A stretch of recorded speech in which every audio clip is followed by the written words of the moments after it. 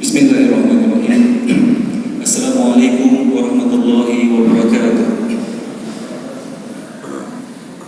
Alhamdulillahirabbil alamin wassalatu wassalamu ala rasulihil karim wa ala alihi wa sahbihi ajmain.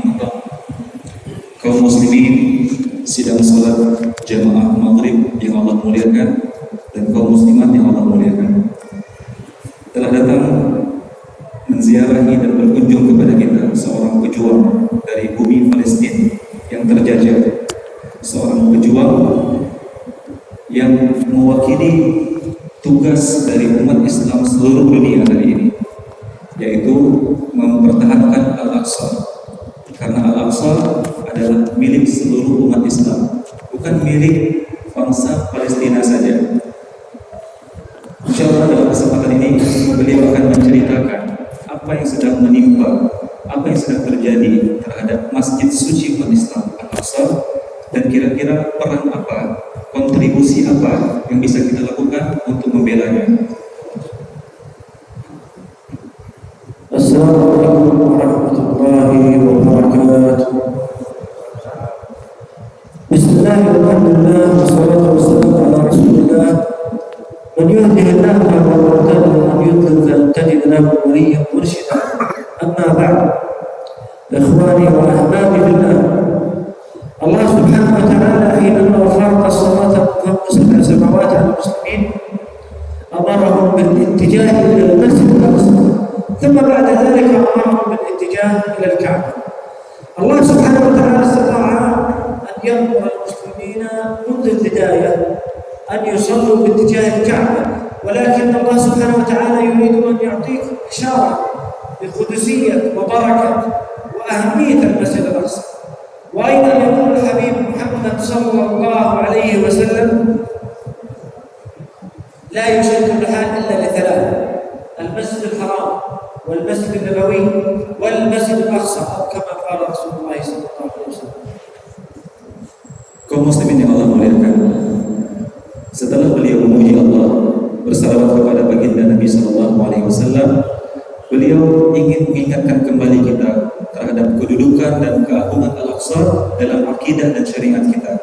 Dalil pertama adalah ketika Allah menurunkan perintah salat pertama sekali kepada baginda Nabi SAW dan para sahabat sekalian. Ketika perintah salat turun pertama sekali, Allah memerintahkan Rasulullah untuk menjadikan Al-Aqsa sebagai kiblat arah salat. Allah tidak perintahkan Nabi untuk menghadap ke Ka'bah, padahal Rasulullah berada di sekitar Ka'bah. Tetapi Allah jadikan Al-Aqsa sebagai kiblat pertama umat Islam di masa itu. Para ulama menyimpulkan keagungan dan kedudukan Al-Aqsa di sisi Allah sama dengan kedudukan Ka'bah. Tidak boleh umat Rasulullah hari ini hanya mengagungkan dan memandang suci Ka'bah saja dan merupakan kiblat mereka yang satu lagi. Padahal kiblat tersebut dalam keadaan yang sangat berbahaya, dalam keadaan yang sangat terzalimi, dalam keadaan yang sangat tragis. Kemudian hadis dari baginda Nabi SAW, la yashaddu rihal illa lisalas, tidak dibebankan umat ini untuk melakukan perjalanan yang berat, safar yang jauh, kecuali menuju 3 masjid suci saja di muka bumi ini. Hanya 3 yang Rasulullah tetapkan. Yang pertama, Masjidil Haram fi Makkah, Masjidil Nabawi fil Madinah, yang terakhir Masjidil Aqsa di Al-Quds atau Palestina hari ini. Rasulullah tetapkan 3 masjid suci. Fadilah satu salat di ketiga masjid ini berbanding 1000 salat di masjid lainnya di seluruh muka bumi. Rasulullah tidak sebutkan 2, tetapi 3. Tidak layak bagi umat Nabi Muhammad SAW hari ini hanya mengingat 2 saja. Bahkan kita mengenal istilah hari ini Al-Haramain, 2 tanah suci. Padahal Rasulullah menetapkan 3, Al-Aqsa satu lagi. Mari kita renungkan sejenak. Seandainya apa yang menimpa Al-Aqsa hari ini juga menimpa Ka'bah, juga menimpa Madinah, menimpa Masjid Nabawi, bagaimana perasaan umat Islam di seluruh dunia? Seharusnya begitulah perasaan kita saat ini terhadap apa yang sedang terjadi di Al-Aqsa. Karena tidak ada perbedaan antara ketiganya di sisi Rasulullah dan di sisi Allah. أما ما يحدث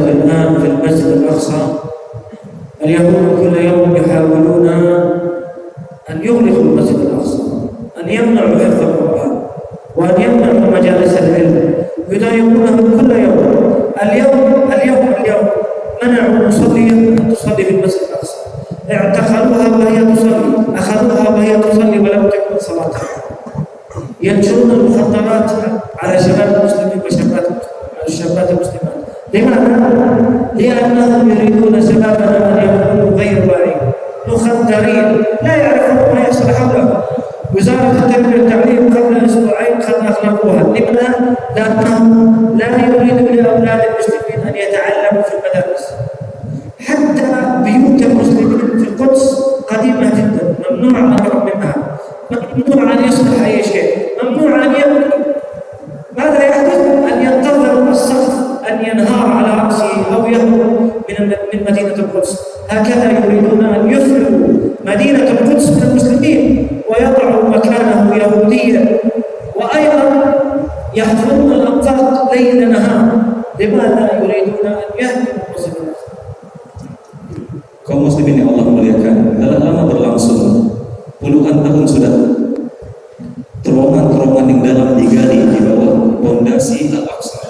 Tujuannya untuk merobohkan Al-Aqsa, dan mereka berencana membangun rumah ibadah impian mereka.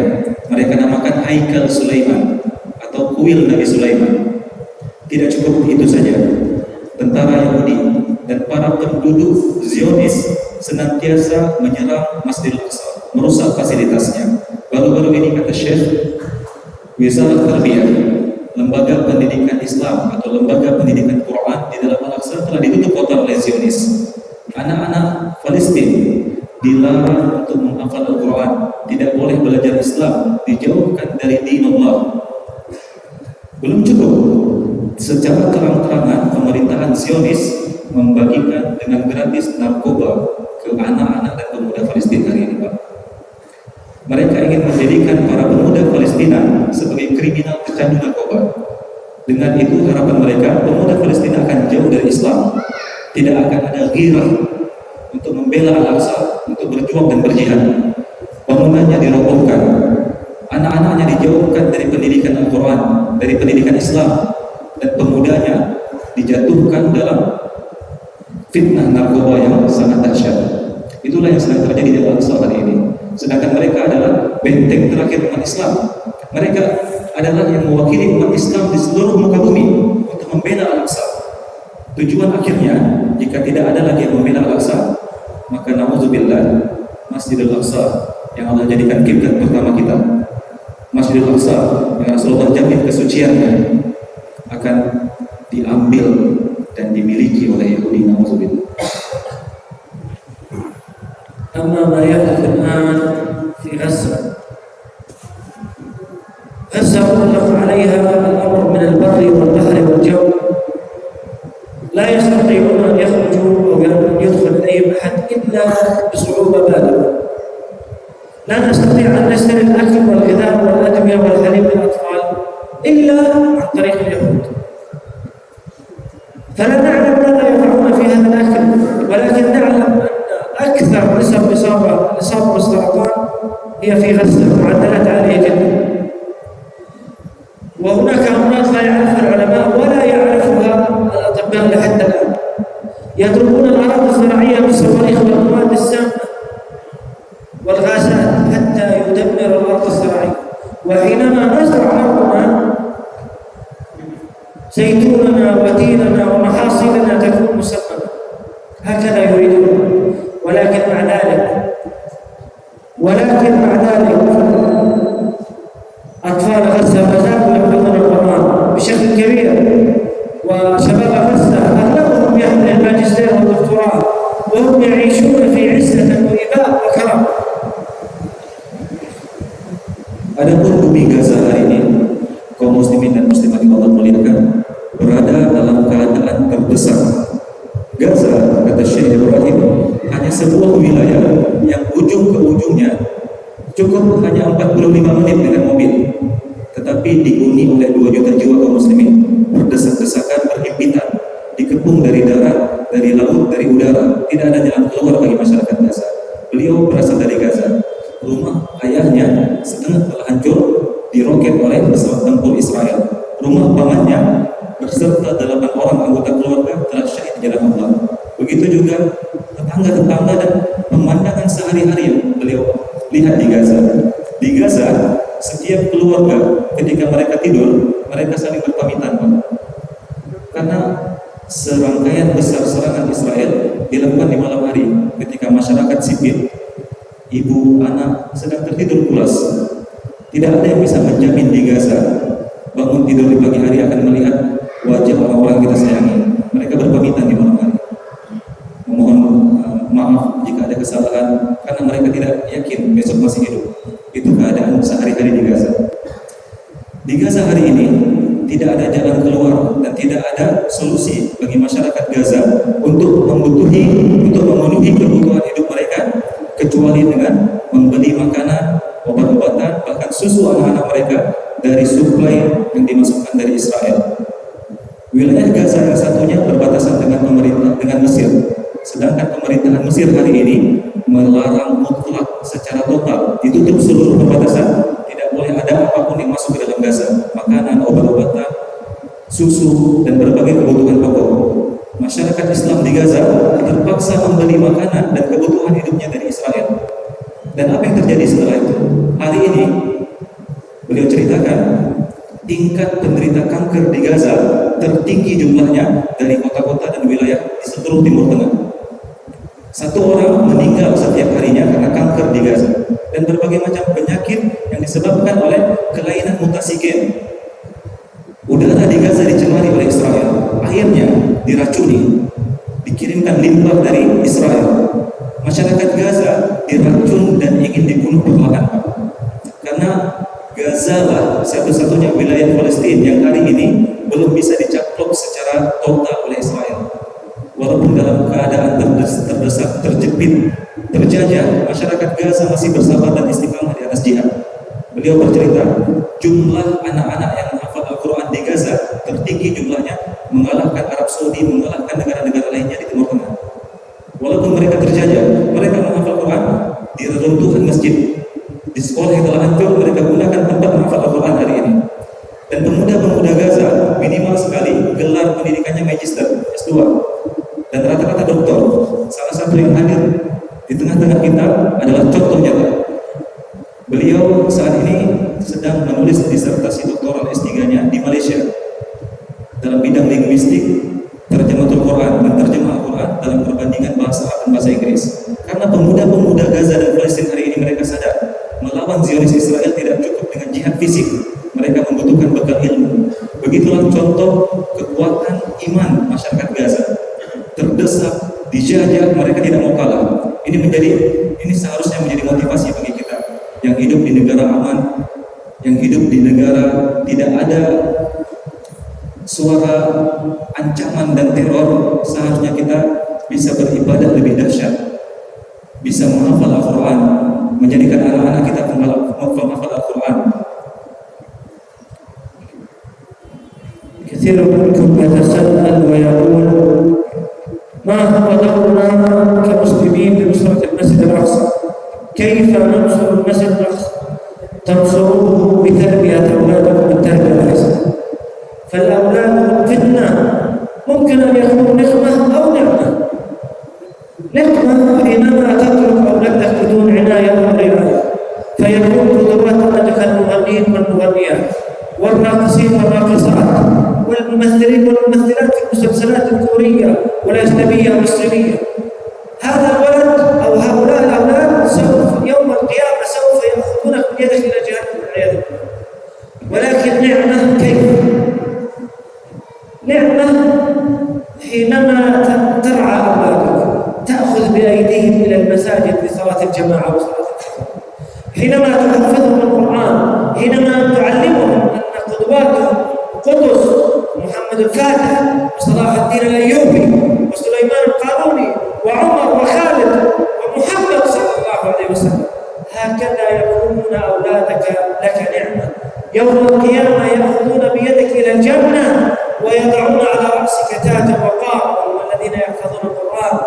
أخيرا إخواني وأحبابي في الله، أشكركم وأشكر أسرة هذا المسجد لسماحكم لنا بالتواصل معكم وصلة رحم بين الشعب الفلسطيني والشعب التونسي، ونشكر أيضا الحكومة التونسية التي تسهل إجراءات وصولنا إليكم، وجزاكم الله عنا خير الجزاء، والسلام عليكم ورحمة الله وبركاته.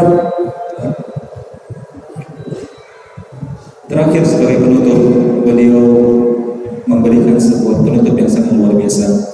Kita bertanya-tanya hari ini, jadi apa yang bisa kita lakukan untuk bisa membela Al-Aqsa, menolong Palestina? Apakah berangkat ke sana, menyeberangi lautan yang luas dan berjihad di sana? Ternyata bukan itu jawabannya, dan itu mustahil kita lakukan. Jawabannya adalah Allah telah mengirim amanah anak di setiap rumah kita. Allah telah menitipkan amanah anak kepada kita, Bapak Ibu. Dan anak itu bisa menjadi dua asbab dalam kehidupan kita. Kata beliau, asbab pertama anak adalah menjadi fitnah bagi orang tuanya. Yang kedua bisa menjadi nikmat. Anak akan menjadi fitnah bagi orang tuanya ketika orang tua membiarkan anaknya lalai dengan tontonan yang merusak akalnya. Menonton Korea, menonton film-film barat yang merusak karakter imannya, membiarkan anak-anak tersebut lalai dengan game 24 jam. Bagaimana urusan umat bisa diselesaikan oleh generasi yang tumbuh dengan cara seperti itu? Bagaimana urusan Al-Aqsa, urusan umat yang luar biasa terpuruk hari ini diselesaikan oleh generasi yang tumbuh dengan cara seperti itu? Dan kelak mereka akan menjadi fitnah di hari kiamat, mengandeng kedua tangan orang tuanya, menariknya ke neraka jahanam. Nauzubillah. Namun anak bisa menjadi nikmat ketika anak tersebut kita didik di atas tarbiyatul Islam, kita didik di atas Al-Quran, mengajaknya, mendidiknya menjadi penghafal Al-Quran.